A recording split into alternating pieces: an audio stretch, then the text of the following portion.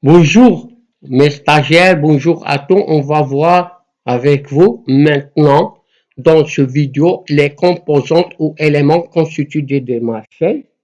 Comme vous le savez que le marché se caractérise par plusieurs éléments, l'offre, la demande, le prix, le lieu, l'élasticité. On va expliquer chacun de ces composants. Première chose, l'offre. L'offre est exercée par les vendeurs. Exemple, les producteurs de biens et services pour le marché de biens et services, les offreurs de capitaux pour le marché de capitaux, les offreurs de travail pour le marché de travail, etc.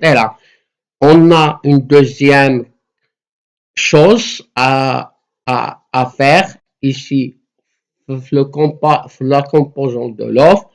L'offre est fonction croissante du prix, ça veut dire quand l'offre augmente avec la hausse du prix, ça veut dire il y a l'augmentation du prix, mais il y a des exceptions qu'on va expliquer dans d'autres vidéos. Une autre chose à indiquer ici, l'élasticité prix de l'offre, qu'on peut calculer par la variation de l'offre, sur la variation de la prix sur le prix. Deuxième chose, deuxième composante du marché, c'est la demande. La demande est exercée par les acheteurs. On distingue la demande de biens et services, la demande de capital, la demande de travail, etc. Mais la demande est fonction décroissante de prix.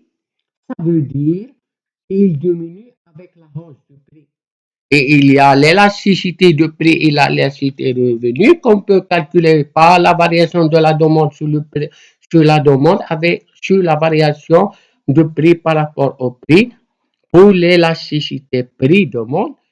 Par contre, l'élasticité revenu, on peut calculer par la variation de la demande sur T sur la variation de revenu sur R.